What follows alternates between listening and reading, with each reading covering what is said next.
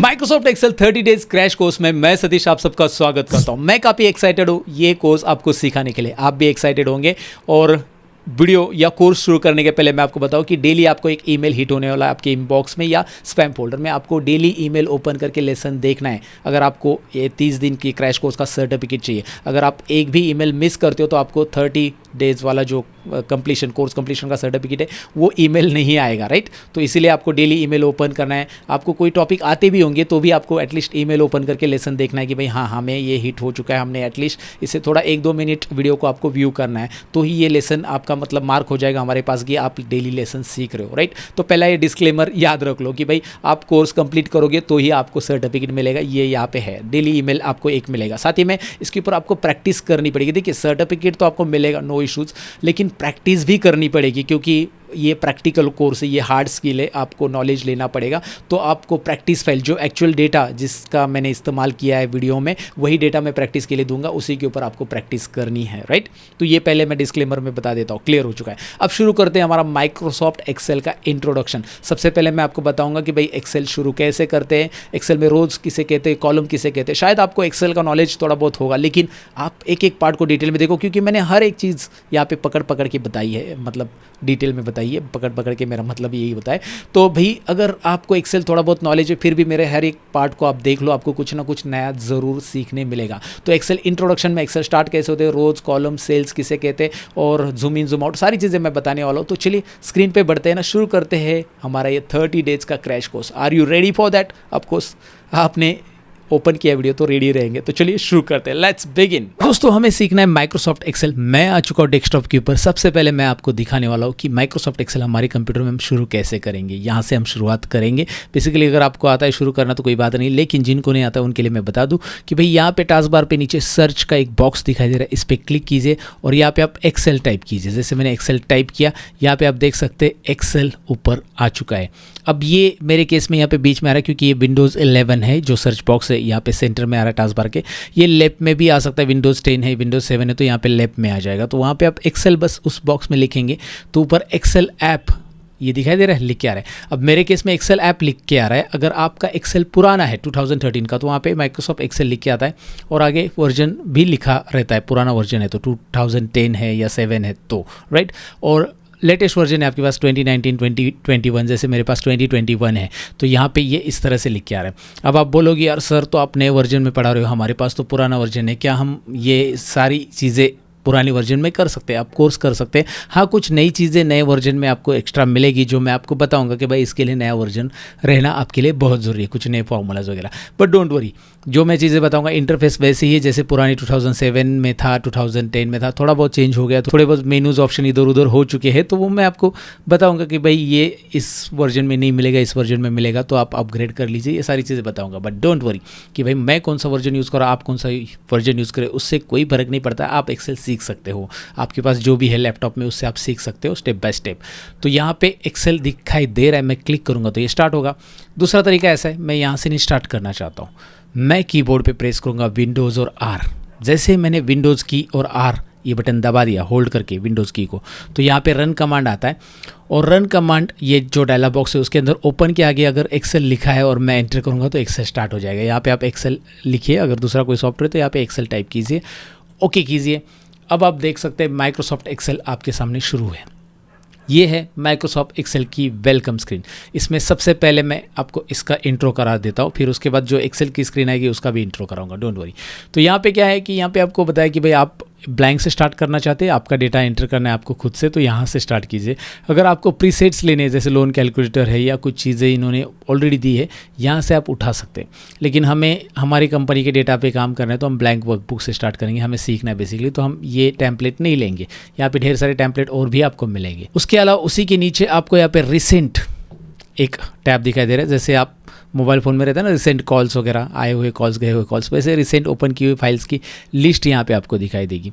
और यहाँ पे आपको दिखाई दे रहा है क्या, पिन। अगर मैं कोई फाइल पिन करता हूँ, जैसे मैंने एक प्रैक्टिस फाइल पिन करके रखी है, तो यहाँ पे पिन वाली फाइल्स दिखाई देगी। कैसे पिन करना है आगे चलकर हम सीखेंगे, बट यहाँ पे रिसेंट और यहाँ पे पिन मतलब रेगुलर मुझे कोई फाइल यूज़ करें तो मैं पिन कर सकता हूँ। पिन करना सिंपल है, जैसे ये फाइल मुझे रेगुलर यूज़ करनी तो इसके आगे आकर मैं पिन करूँगा तो ये पिन में चला जाएगा, जो मुझे इजीली एक्सेस हो जाएगा रेगुलर अगर मुझे उस पर काम करना है तो, right. So this is about welcome screen. यहाँ पे और है चीज़ें, जैसे कि यहाँ पे न्यू फाइल आपको लेना है तो यहाँ से आप ले सकते हैं, ओपन करना है एग्जिस्टिंग फाइल एक्सेल की तो यहाँ से आप कर सकते हैं, और कुछ ऑप्शंस वगैरह सेटिंग्स भी है। तो ये पूरा का पूरा वेलकम स्क्रीन है। लेकिन सबसे पहले जाना कहाँ पे, जाना है ब्लैंक वर्कबुक पे। एक्सेल के बारे में ज़्यादा समझना है तो पहले एक्सेल की स्क्रीन आपके सामने आनी चाहिए। वेलकम स्क्रीन को कर दो साइड में, ले आओ ब्लैंक वर्कबुक। ये है आपका वर्कबुक। देखिए एक्सेल के अंदर जो फाइल बनती है उसे वर्कबुक फाइल बोला जाता है। यहाँ पे टाइटल बार में ही आपको दिखाई दे रहा है कि भाई इसका नाम बुक 1 है, यानी कि ये वर्कबुक है। तो यहाँ पे टाइटल बार है, इसे टाइटल बार कहते हैं, जहाँ पे फाइल का नाम डिस्प्ले होता है। जैसे मैं इस फाइल को सेव करूँगा तो यहाँ पे नाम दिखाई देगा, तो आपकी कौन सी फाइल ओपन है ये यहाँ पे पता चलेगा टाइटल बार से, याद रखिए। This is called title bar. यहाँ से शुरुआत करते हैं। टाइटल बार में लेफ्ट साइड में आपको क्विक एक्सेस टूल बार मिलता है। इस इंटरफेस को समझ रहे, देखिए टाइटल बार में लेफ्ट साइड में जो यहाँ पे आपको दिखाई दे रहा है छोटा सा ऑप्शन, जैसे माउस पॉइंटर इसके ऊपर रखता हूँ तो वो बता रहा है कि भाई ये सेव है, ये अनडू है, ये रीडू है। ओके, फिलहाल कांट अनडू कांट रीडू बोल रहा है क्योंकि अभी कुछ अनडू रीडू करने के लिए है नहीं, आगे चलकर मैं समझाऊंगा अनडू रीडू, डोंट वरी। यहाँ पे फॉर्म है, यहाँ पे फिल्टर है, यहाँ पे कैसे ऑप्शन ऐड करते हैं ये भी हम देखेंगे। ये क्विक एक्सेस टूल बार, फिलहाल क्विक एक्सेस टूल बार, ये टाइटल बार है पूरा पूरा, जिसमें क्विक एक्सेस टूल बार यहाँ पे लेफ्ट में, और राइट में आपको यहाँ पे मिनिमाइज, मतलब एक्सेल को आपको मिनिमाइज करना है, यहाँ से आप कर सकते हैं। मिनिमाइज हो गया भाई। फिर से मुझे ओपन करना है, मैं टास्क बार पे यहाँ पे क्लिक करूँगा, ये देखिए नीचे ये मैक्सिमाइज हो जाएगा। यहाँ पे छोटी स्क्रीन बनानी एक्सेल की, रिस्टोर डाउन, ये छोटी हो गई, रिस्टोर डाउन, राइट। यहाँ पे रिस्टोर डाउन है, यहाँ पे क्लिक करके फिर से अभी मैक्सिमाइज, उसी पे क्लिक करेंगे तो मैक्सिमाइज हो जाएगा। या फिर आप यहाँ पे कॉर्नर पे माउस पॉइंटर लेके आओ, जैसे लेके आओगे एरो दिखाई देगा। अब माउस का लेफ्ट बटन दबा के रखो और खींचो नीचे की तरफ, और छोटी हो जाएगी। ओके, जितनी विंडो छोटी करनी है आप यहाँ पे माउस पॉइंटर लेके आना है, एरो आ जाता है, याद रखिए एरो आने तक रुकना है आपको, रुकना है रुकना है रुकना है। और एरो आ गया, जैसे एरो आ गया माउस का लेफ्ट बटन दबा के रखना है, click and drag, click and drag करना है। ओके, उसके बाद यहाँ पे मैं मैक्सिमाइज करता हूँ, देखिए मैक्सिमाइज यहाँ पे हो चुका है। देखिए बहुत बेसिक सी बातें मैं बता रहा हूँ, लेकिन ये सारी चीज़ें आपको पता होनी चाहिए अगर आप है ना न्यू हो, एक्सेल के बारे में बिल्कुल नहीं जानते हैं तो। अब यहाँ पे सबसे पहले उसके नीचे क्या आता है, जो टाइटल बार है उसी के नीचे आपको फाइल मिल रहा है, home, insert, page layout, formulas, data, review, ये सब टैब है। These are the tab. देखिए यहाँ पे होम से लेकर नॉर्मली व्यू तक ही टैब रहते हैं। मैंने यहाँ पे खुद से ये चेंज केस वगैरह ऐड किया है, लाइट पीडीएफ ऐड किया है, या डेवलपर टैब मैंने ऐड किया। डेवलपर टैब रहता है, उससे हाइड एंड ऐड कर सकते हैं आप। तो जनरली अगर आपके एक्सेल में यहाँ पे डेवलपर नहीं दिख रहा है तो डोंट वरी, डेवलपर शो कर सकते हैं आप। राइट क्लिक करके यहाँ पे कस्टमाइज रिबन ऑप्शन रहता है, या ये चेंज केस मैंने खुद से बनाया, ये तो नहीं मिलेगा आपको। तो ये कैसे खुद से बनाया जाता है इसकी आइडिया मैं दे दूंगा, बट ये जो होता है ना टैब इसे कहते हैं। बेसिकली होम से लेकर व्यू तक ही आपके एक्सेल में रहेंगे, याद रखना है। और ये जनरली टैब होते हैं, और टैब के अंदर ये जो आपको दिखाई दे रहा है ये पूरा का पूरा, ये मैं माउस घुमा रहा हूँ, ज़रा मैं फोकस कर लेता हूँ, मैं पेन लेके आता हूँ, ये पेन लेके आऊँगा तो पता चलेगा। ये है रिबन, ये होम टैब की रिबन है, मतलब होम टैब के ये ऑप्शंस दिखाई दे रहे हैं। ये पूरा का पूरा जो दिखाई दे रहा है कलेक्शन ऑफ क्लिपबोर्ड है। ये जो पूरा का पूरा दिखाई दे रहा है कलेक्शन ऑफ फॉन्ट है। ये पूरा दिख रहा है अलाइनमेंट है, ये अलाइनमेंट ग्रुप है। तो इन्हें ग्रुप कहा जाता है, याद रखिए। मैं आपको बोलूँगा कि भाई कॉपी ऑप्शन क्लिपबोर्ड ग्रुप में से सिलेक्ट करो जो कि होम टैब में है। तो आप होम टैब में पहले क्लिक करोगे, आपको दिखाई देगा क्लिपबोर्ड ग्रुप और ये कॉपी ऑप्शन, राइट। इस तरह से मैंने आपको बोला कि फॉन्ट ग्रुप में जाके बोल्ड करो, तो ये फॉन्ट ग्रुप है और यहाँ पे बोल्ड ऑप्शन। तो ये ग्रुप है, collection of number of options को मिला के एक जो बनता है वो ग्रुप। यहाँ पे आपको ग्रुप का नाम दिख रहा है। अलाइनमेंट में अलाइनमेंट होता है, नंबर, स्टाइल्स, फॉर्मेटिंग, ये मैंने ऐड किया स्पेशल फॉर्मेटिंग, ओके। और सेल्स, एडिटिंग, ये इतना ही रहता है बेसिकली, ये मैंने मैक्रो के जरिए ऐड किया। तो ये बेसिकली रिबन है और उसके ये ऑप्शन है अलग अलग, ये जानेंगे हम। उसके बाद इंसर्ट टैब पे क्लिक करते ही इंसर्ट टैब के ऑप्शंस आपको दिखाई देंगे। पेज लेआउट टैब के यहाँ पे ग्रुप और ऑप्शंस दिखाई देंगे, पेज सेटअप वगैरह, फॉर्मूलाज है, डेटा है, रिव्यू है, these are the tab, right. याद रखो इसे टैब बोलते हैं। ये रिबन है। ग्रुप किसे बोलते हैं मैंने आपको बताया, अलाइनमेंट ग्रुप है और उसके अंदर इतने सारे ऑप्शंस है। ओके, डोंट वरी, ज़्यादा ऑप्शंस है यहाँ पे बहुत सारे, लेकिन सारी चीज़ें बहुत आसान है, मैं आपको बताता हूँ, यकीन कीजिएगा। अब यहाँ पे नीचे आते हैं और यहाँ पे ये है important box, that is called name box. इसका क्या काम होता है मैं आपको बताऊंगा। नाम याद रखो, इसका नेम बॉक्स है। और इसी के राइट साइड में, नेम बॉक्स के राइट साइड में आओगे, यहाँ पे ये जो दिखाई दे रहा है, this is called formula bar. जैसे माउस रखता हूँ नाम भी आ रहा है, फॉर्मूला बार, याद रखना है फॉर्मूला बार। ये है दोस्तों फॉर्मूला बार पूरा का पूरा यहाँ पे। तो यहाँ पे जब भी आप फॉर्मूला टाइप करोगे तो फॉर्मूला डिस्प्ले होगा, कैसे हम देखेंगे। उसके नीचे आते हैं, देखिए अभी उसके नीचे यहाँ पे मैं थोड़ा सा जूम कर रहा हूँ इसे दिखाने के लिए। अब मैंने जूम कैसे किया, देखिए माउस का जो स्क्रॉल बार होता है ना, वो आगे की तरफ आप घुमाएंगे कंट्रोल बटन प्रेस करके। सुनिए क्या बोल रहा हूँ मैं, कीबोर्ड पे कंट्रोल बटन प्रेस करके रखिए और माउस आगे की तरफ घुमाएंगे। आपका ये जो शीट के अंदर रोज और कॉलम्स दिख रहे हैं ना, ये जूम होंगे। और कंट्रोल बटन होल्ड करके रखिए, प्रेस करके रखिए और माउस अपनी तरफ घुमाएंगे तो ये छोटा होगा, जूम आउट। ये जूम इन, आगे घुमाएंगे माउस पॉइंटर, स्क्रॉल बार बेसिकली, स्क्रॉल बार आगे घुमाएंगे, जूम इन, पीछे घुमाएंगे अपनी तरफ तो ये जूम आउट होगा कंट्रोल बटन प्रेस करके। और अब आपको दिखाई दे रहा है ABCDE, ये है यहाँ पे कॉलम्स। वर्टिकल लाइंस जो दिखाई दे रही है एक्सेल के अंदर, इन्हें कॉलम्स कहते हैं। और जो हॉरिजॉन्टल लाइंस दिखाई दे रही है 1 2 3 4 5 6 7 8 9 10, ये है रोज। जो मैं आपको यहाँ पे क्लिक करूँगा तो सिलेक्ट भी हो रहा है, दिखाई दे रहा है ना, ये सिलेक्ट हो रहा है। तो ये रोज कहा जाता है इन्हें, हॉरिजॉन्टल लाइन रोज, और वर्टिकल लाइंस को बोला जाता है कॉलम्स, राइट, याद रखना इन्हें। सो अब यहाँ पे कॉलम्स में अगर आप नोटिस करोगे यहाँ पे ABCD ऐसा है, तो कहाँ तक जाएगा ABCD, कहाँ तक रहेगा आप बताओ, Z तक रहेगा। लेट्स राइट साइड में मैं एरो प्रेस करता हूँ कीबोर्ड का, right right right right right, तो यहाँ पे Z तक नहीं, AA है, AB है, AC है, AD है, समझे, AD I mean AD column का नाम है, राइट, इस तरह से।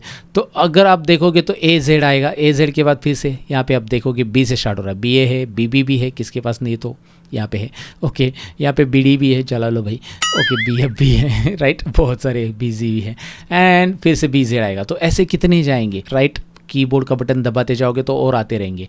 तो लास्ट पे जाना है ऐसा, एक एक इतने सारे कॉलम्स, कितने कॉलम्स है, फिर लास्ट में जाना है, लास्ट कॉलम पे कीबोर्ड के ऊपर कंट्रोल बटन दबाओ और राइट एरो कीबोर्ड का दबा दो। जो एरोज है ना, arrow keys, left right up and down, तो कंट्रोल और राइट एरो दबाते ही लास्ट कॉलम पे हम पहुंच जाएंगे एक्सेप्ट डी, और ये 16,384। आप बोलोगे कैसे बताया सर, ये मुझे पहले से पता था, लेकिन अगर आप इसे काउंट भी करोगे तो ये 16,384 ही है। टोटल कॉलम है 16,384। अब आपका कहना होगा कि भाई 16,000 राउंड फिगर क्यों नहीं रखा, 20,000 रखना चाहिए या 16 या 15, लेकिन यहाँ पे ये एक्चुअली जो स्पेस अलोकेट होता है ना रैम के अंदर, उसके हिसाब से ये आया है, बीट और बाइट। अगर आपको थोड़ा सा टेक्निकल नॉलेज है तो मैं बता दूँ, तो उसके हिसाब से आया है। 16,384 कॉलम से control left arrow, control right arrow, control left right, left right, याद रखिए। कंट्रोल लेफ्ट एरो प्रेस करेंगे तो डायरेक्टली आप फर्स्ट कॉलम पे जाओगे, कंट्रोल राइट एरो प्रेस करोगे, कंट्रोल बटन दबा के रखना है कीबोर्ड पे, तो आप लास्ट कॉलम पे आ जाओगे। अब यहाँ पे कॉलम तो जान लिया, पहले रो पे हम लोग। अब मैं डाउन एरो कीबोर्ड पे प्रेस करूँगा तो आपको पता है आपको ये रोज़ नीचे स्क्रॉल होते जाएंगे, और कितने रोज़ रहेंगे, 16,000, 15,000, 20,000, 30,000, कुछ आइडिया है? नहीं आइडिया, तो आइडिया देने के लिए मैं हूँ ना दोस्तों। यहाँ पे देखिए कंट्रोल डाउन एरो, 10,48,576 कितने रोज़ है, 10,48,576, इतने सारे रोज़ है। लेकिन इतने सारे रोज़ में हम रिकॉर्ड नहीं रख सकते एक्सेल में। अगर आप इतना सारा डेटा 10 लाख रिकॉर्ड रखोगे तो एक्सेल का डेटा जो है ना हेवी हो जाता है, मतलब प्रोसेसिंग प्रॉब्लम होता है जब आप कोई फार्मूला देते हो 10 लाख डेटा पे। तो यहाँ पे 1-1.5 लाख, ठीक है, 1-1.5 लाख भी बहुत ज़्यादा हो गया, बट ठीक है, वी कैन एडजस्ट इट। और आपको यहाँ पे एक शीट में इतने रोज़ और इतने कॉलम मिल रहे हैं। अब मेरा कहने का मतलब क्या है मैं बताता हूँ। कंट्रोल अप एरो प्रेस करता हूँ तो डायरेक्टली आप फर्स्ट सेल पे आ चुके हो। अभी ये जो बॉक्स है ना, इसे सेल कहते हैं बेसिकली। क्या बोलते हैं इसे? सेल। याद रखना, इस बॉक्स को सेल कहते हैं, CELL, राइट, याद रखना है, ओके। तो ये जो बॉक्स है बेसिकली ये सेल। अभी जैसे एग्जांपल के लिए मैं बताता हूँ, यहाँ पे मैं क्लिक करता हूँ तो ये C कॉलम और रो नंबर 4, C4, राइट, ये बॉक्स है। तो ऐसे आपको दिखाई दे रहा है ये A1 है, यहाँ पे A1 से शुरुआत हो चुकी है। कंट्रोल डाउन एरो प्रेस करोगे तो ये है A 10,48,576। तो यहाँ पे आप देखोगे ऊपर जो आपको नेम बॉक्स दिख रहा है ना, वहाँ पे वो बताएगा कि भाई ये सेल जो जहाँ पे आपका सिलेक्शन है अभी वो है A 10,48,576। तो उस सेल का नाम या एड्रेस, यूनिक एड्रेस बोल सकते हैं आप इसे, नाम नहीं एड्रेस ही बोल सकते हैं। तो एड्रेस यहाँ पे दिखाई देगा। कंट्रोल राइट एरो दबा दो तो ये देखिए एक्सेप्ट D1, कॉलम का नाम पहले दिखाई देता है और उसके बाद रो, और कंट्रोल डाउन एरो प्रेस करो तो लास्ट सेल कौन सा है अगर आपको किसी ने पूछा तो आप आसानी से बता सकते हैं यहाँ पे भाई XFD 10,48,576। क्लियर है? तो इतने सारे रोज़, इतने सारे कॉलम होते हैं, लेकिन इतने सारे कॉलम और रोज़ में डेटा टाइप नहीं करना है हमें, अलग अलग शीट में डेटा टाइप करना है। जैसे कि यहाँ पे शीट 1 आपको दिखाई दे रहा है, नीचे नीचे देखिए मैंने पेन इसीलिए रखा है ताकि आपका ध्यान उधर आ जाए। यहाँ पे मैंने कर्सर रखा है।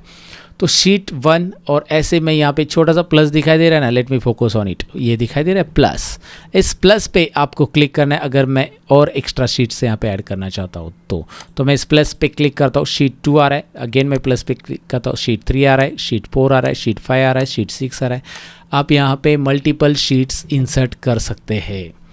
याद रखिए आप यहाँ पे ढेर सारे sheets, unlimited sheets basically insert कर सकते हैं, लेकिन इतनी हमें ज़रूरत नहीं है। अब ये शीट की क्यों ज़रूरत होती है, जैसे मैं जनवरी का रिकॉर्ड यहाँ पे रखना चाहता हूँ, मैं फरवरी मंथ का सेल्स या फरवरी मंथ का अटेंडेंस एम्प्लॉय का वो यहाँ पे रखना चाहता हूँ, जैन पे, ऐसे सेपरेट हर एक शीट के अंदर मैं अलग अलग रिकॉर्ड ऐड कर सकता हूँ। जैसे मैं शीट में जनवरी का रिकॉर्ड ऐड करना चाहता हूँ तो मैं यहाँ पे क्लिक करूँगा, ऊपर रिकॉर्ड ऐड करूँगा, लेकिन नीचे शीट का नाम भी जनवरी होना चाहिए। तो इसे मैं राइट क्लिक करके शीट के ऊपर राइट क्लिक करते यहाँ पे देखिए क्या ऑप्शन आ रहा है, रीनेम। तो मैं यहाँ पे राइट क्लिक करके रीनेम करता हूँ और इसका नाम कैपिटल में लिख देता हूँ जैन। तो यहाँ पे अपने जैन नाम दे दिया, आप जो चाहिए वो नाम यहाँ पे दे सकते हैं। जैसे फेब नाम देना है तो फेब दे दो, यहाँ पे मैं डबल क्लिक करूँगा और नाम दे दूँगा। एक तो आप राइट क्लिक कर सकते हैं या शीट के ऊपर डबल क्लिक कर सकते हैं, आप इसे नाम दे सकते हैं इस तरह से। और यहाँ पे अप्रैल, ये देखिए, सो जैन फेब मार्च अप्रैल, इस तरह से मैंने यहाँ पे नाम दे दिए हैं। आप जो चाहिए वो राइट क्लिक करके भी यहाँ पे रीनेम कर सकते हैं। अगर आपको लगता है कि यार 4 ही महीने का चाहिए, 3 तो एक्स्ट्रा हो गई या फिर ये एक्स्ट्रा हो गई, तो राइट क्लिक करो इसके ऊपर एंड डिलीट द शीट।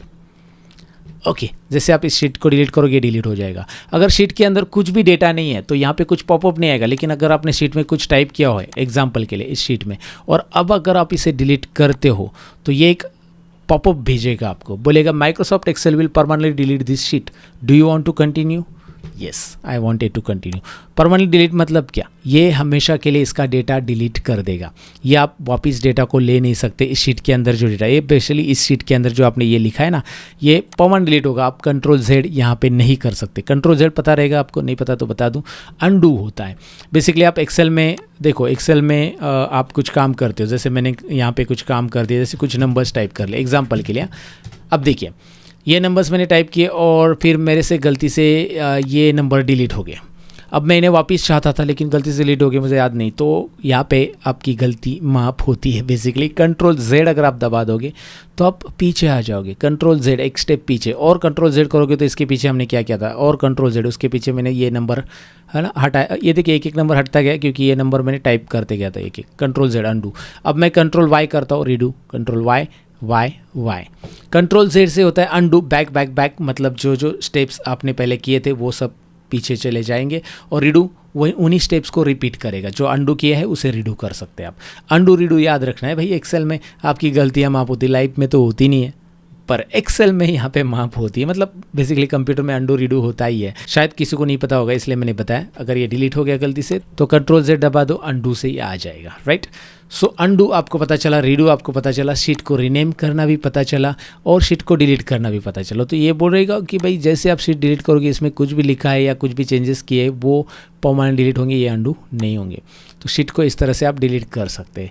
तो बेसिकली शीट आप अनलिमिटेड चाहिए जितनी इंसर्ट कर सकते हैं, ये आपको क्लियर हो चुका है। रोज क्या होते हैं, कॉलम क्या होते हैं, ये तो हमने देख लिया। अब थोड़ा सा सेल और फॉर्मूला के बारे में भी डिटेल में जानते हैं।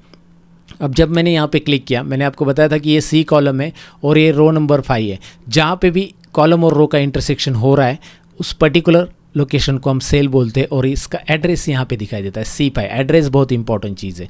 जैसे मैंने यहाँ पे क्लिक किया तो इसका एड्रेस है E7 और मैंने ऐसा सिलेक्ट किया तो इसे बोलते हैं रेंज ऑफ सेल। जब आप मल्टीपल सेल्स एक साथ सिलेक्ट करते हैं तो भैया अभी ये एक सेल पकड़ के नहीं चलेंगे ना भैया या बहन जी, जो भी है। C4 ये सेल से हम शुरुआत करेंगे। शुरुआत यहाँ से होगी C4। ये आपकी हेड सेल है जो कि वाइट में रहेगी हमेशा।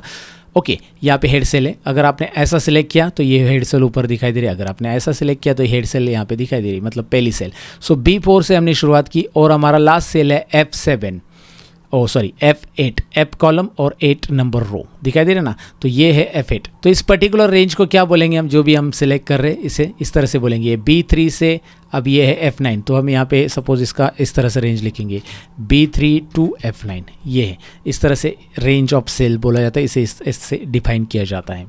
सो रेंज ऑफ सेल किसे बोलते हैं मैंने आपको बताया। एक सिंगल सेल है तो उसका एड्रेस बार में दिखाई देगा, और रेंज ऑफ सेल जब सेलेक्ट करते हो तो ये पहला सेल ही दिखाता है एड्रेस बार में। दूसरी चीज़, यहाँ पे जो फॉर्मूला बार है उसका क्या काम है। अब सेल में मैं कुछ भी कंटेंट लिखूँ, मैंने यहाँ पे कुछ भी कंटेंट लिखा है, तो यहाँ पे कंटेंट जो मैं लिख रहा हूँ ना, जो भी नंबर्स वैल्यूज़ मैंने ऐड की बेसिकली, तो ये वैल्यूज़ यहाँ पे as it is formula bar दिखाएगा, राइट।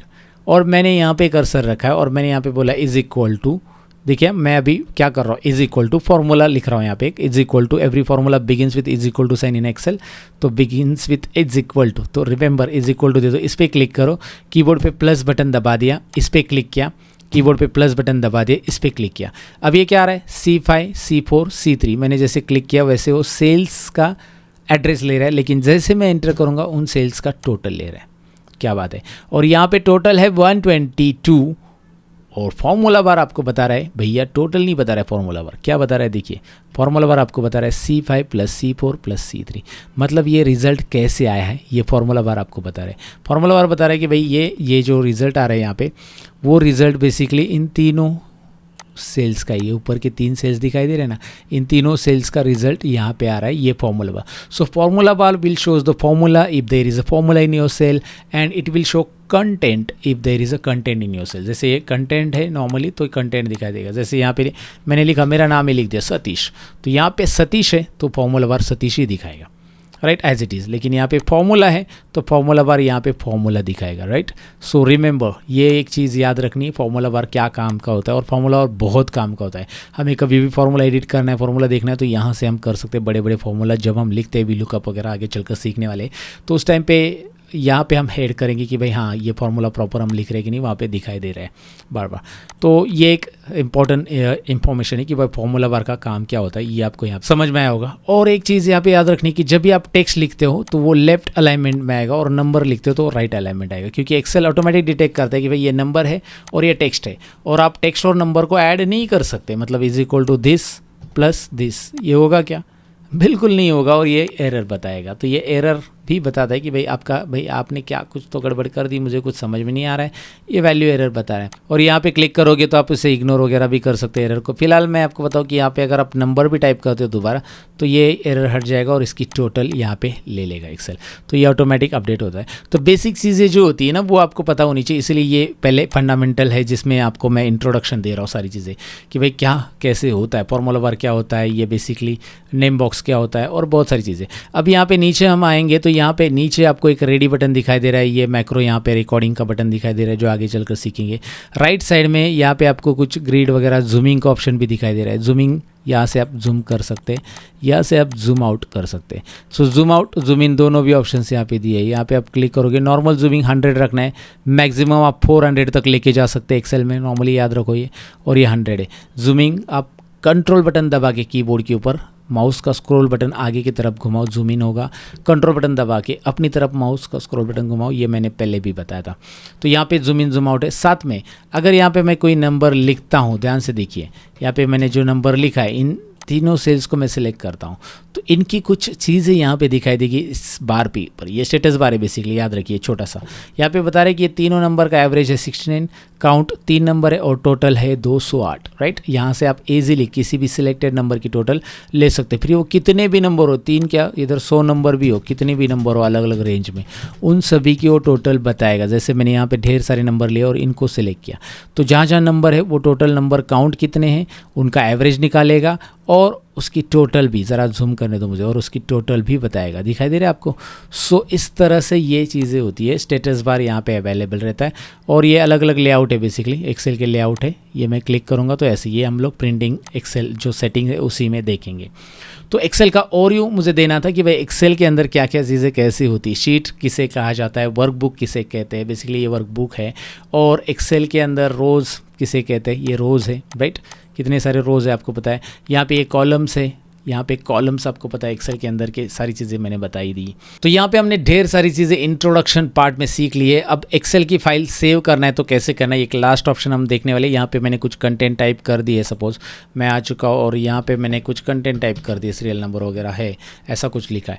और अब इस फाइल को सेव करना है तो सेव करने के लिए आप कीबोर्ड पे ऊपर Ctrl+S बटन दबा दीजिए। Ctrl+S बटन दबाते ही ये डायलॉग बॉक्स आता है। वो पूछ रहा है कि आपको सेव कहाँ पे करना है, तो आप यहाँ पे जो रिसेंट यूज़ फोल्डर है उन्हें ले सकते हैं, या फिर आप ब्राउज़ में जाकर अपना कोई एक फ़ोल्डर यहाँ पे सिलेक्ट कर सकते हैं कि भाई मुझे डी ड्राइव में सेव करना है, नहीं भाई मुझे डेस्कटॉप पे जाना है, डेस्कटॉप पे सेव करना है, चलो डेस्कटॉप पे कर लेते हैं। और यहाँ पे फाइल का नाम देना है, लुक एट देयर, फाइल का नाम देना है कि भाई इसमें मैं डेटा एंट्री कर रहा हूँ तो data entry, important data entry, कुछ भी फाइल का नाम दे दो। यहाँ पे आपका वर्कबुक एक्सटेंशन रहेगा, एक्सेल फाइल का एक्सटेंशन होता है .xls याद रखिए .xlsx एक्सेल फाइल का एक्सटेंशन। तो ये आपको एग्जाम में पूछा जाता है, एक्सेल से रिलेटेड या इंटरव्यू में पूछा जा सकता है। आपको याद रखना है कि एक्सेल की फाइल .xlsx होती है और मैं इसे सेव करता हूँ। अगर मैं इसे सेव करता हूँ इस फाइल को और मैं यहाँ से इसे क्लोज करता हूँ अभी, तो ये सेव है डेस्कटॉप के ऊपर। आपकी डेटा एंट्री ये देखिए ऊपर आ चुका है, डेटा एंट्री .xlsx। तो ये एक्सेल की फाइल है। एक्सटेंशन हर एक सॉफ्टवेयर का होता है उस फाइल को आइडेंटिफाई करने के लिए। आप किसी को भी इंटरनेट पे फाइल भेजते हो तो एक्सटेंशन से पता कर सकते हैं भाई हाँ .xlsx मतलब मुझे एक्सेल इंस्टॉल रहना चाहिए इस फाइल को ओपन करने के लिए मेरे पास, राइट। तो .xlsx वैसे वर्ड का होता है .docx, पावर पॉइंट का होता है PPTX। तो ऐसे एक्सटेंशन याद रखना बहुत ज़रूरी है आपके लिए। तो फिलहाल इंट्रो पार्ट में आपको फाइल सेव करना भी मैंने बता दिया, आपको बहुत सारी चीज़ें यहाँ पे मैंने ओवरऑल क्लियर कर दी है कि भाई एक्सेल के अंदर काम करते समय आपको क्या क्या चीज़ें ध्यान में रखनी है। अब कुछ शॉर्टकट कीज़ यहाँ पे याद रखना है। एक्सेल को मुझे बंद करना है। यहाँ पे देखिए एक्सेल चालू है मेरी फाइल, मैं Ctrl+W अगर प्रेस करता हूँ तो एक्सेल बंद नहीं होगा, लेकिन एक्सेल का जो वर्कबुक मैंने ओपन करके रखा था ना, मेरा वर्कबुक जो मैंने डेटा एंट्री फाइल ओपन की थी वो बंद है, लेकिन एक्सेल चालू है। तो अगर मुझे मेरा वर्कबुक फिर से ओपन करना है तो कीबोर्ड पे Ctrl+O बटन दबा दो। ओ बटन दबाते ही ओपन आ रहा है और ओपन में वो बोल रहा है कि आपका वर्कबुक ये देखिए टुडे आज ओपन किया ना मैंने, रिसेंट यूज़ में दिख रहा है मेरे को, राइट। तो मैं यहाँ पे डेटा एंट्री पे क्लिक करूँगा और इसे ओपन करूँगा।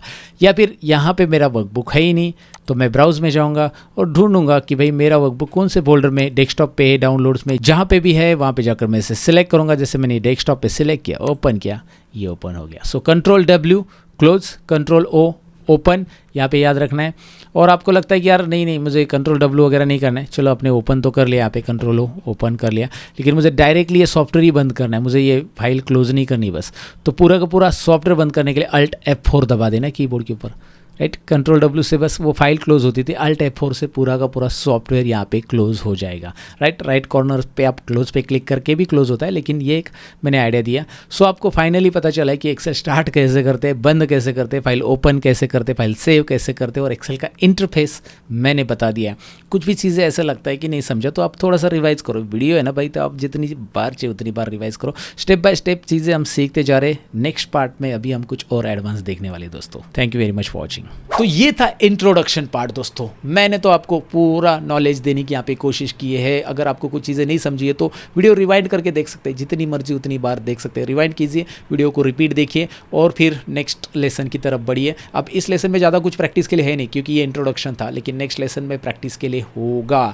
तो आप तैयार हो ना नेक्स्ट लेसन के लिए? हम मिलते हैं कल दूसरे दिन। आपको एक ईमेल हिट होगा आपके इनबॉक्स में या स्पैम फोल्डर में, ज़रूर चेक कीजिए। मैं मिलूंगा। सीखते रहो, लोगों को सिखाते रहो, यही हमारा स्लोगन रहेगा। अपना ख्याल रखिए, मिलते हैं सेकेंड लेसन में। Bye bye guys.